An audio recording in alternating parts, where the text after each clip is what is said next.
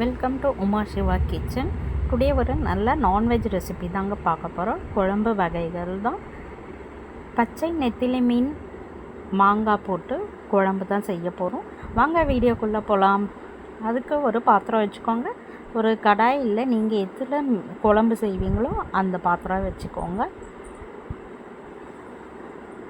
எண்ணெய் ஊற்றிக்கலாம். பாத்திரம் காஞ்சதும் எண்ணெய் ஊற்றிடுங்க. நான் வந்துட்டு ஒரு 3-4 ஸ்பூன் எண்ணெய் ஊற்றிருக்கேன். எப்போயுமே குழம்பு, மீன் குழம்பு அப்படின்னாலே நம்மளுக்கு எண்ணெய் நிறைய இருந்தால் தான் நல்லாயிருக்கும். ஸோ அதனால் 4 ஸ்பூன் வந்துட்டு ஆயில் ஊற்றிருக்கேன் நான்.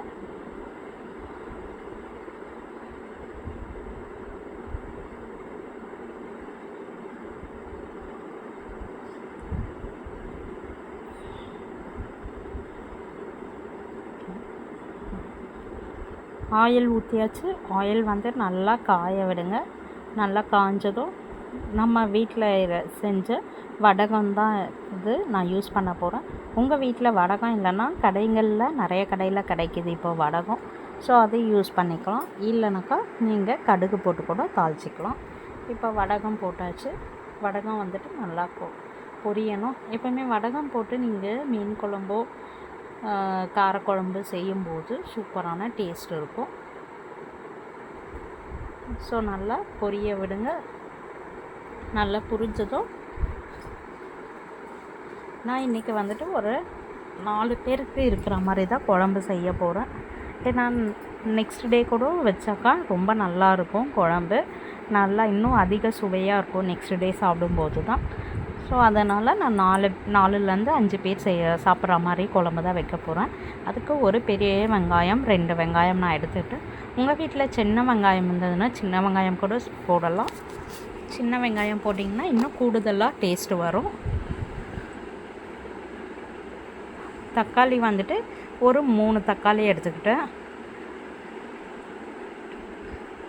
பெரிய சைஸ் தக்காளினா 2 எடுத்துக்கோங்க. சின்ன சைஸ் தக்காளினா 3 எடுத்துக்கோங்க. ஸோ நான் 3 தக்காளி எடுத்துக்கிட்டேன்.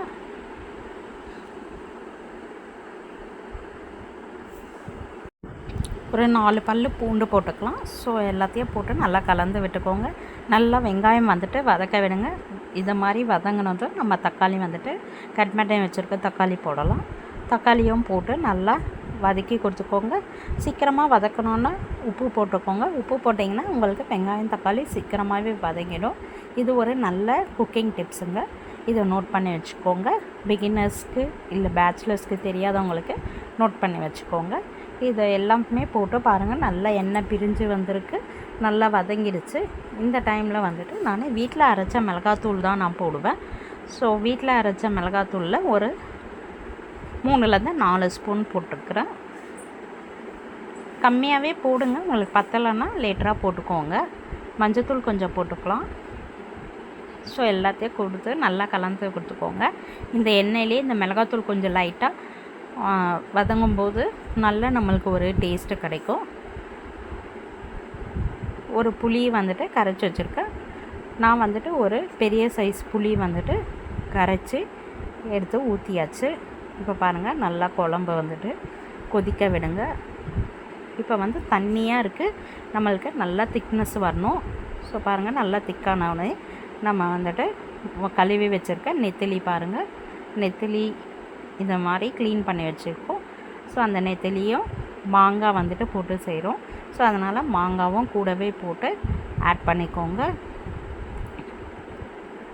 எல்லாமே நல்லா உங்களுக்கு வெந்து வந்தோடனே மாங்காய் நெத்திலியெல்லாம் சீக்கிரமாகவே வெந்துடும். ஸோ மாங்காய் வந்துட்டு வேகிறதுக்காக ஒரு 5 மினிட்ஸ் எடுக்கும். ஸோ எல்லாமே வெந்தவுடனே கொதி வந்தவுடனே நம்ம வந்துட்டு ஆஃப் பண்ணிடலாம். அவ்வளவுதாங்க, நம்மளுடைய நெத்திலி மாங்காய் குழம்பு ரெடி ஆகிடுச்சு. இந்த வீடியோ பிடிச்சிருந்ததுனால லைக் பண்ணுங்கள், ஷேர் பண்ணுங்கள், சப்ஸ்கிரைப் பண்ணிக்கோங்க. உங்கள் ஃப்ரெண்ட்ஸ் அண்ட் ரிலேட்டிவ்ஸ்க்கு ஷேர் பண்ணுங்கள். லாஸ்ட்டாக கருவேப்பிலை போட்டு இறக்கிடுங்க. Thanks for watching. Bye bye.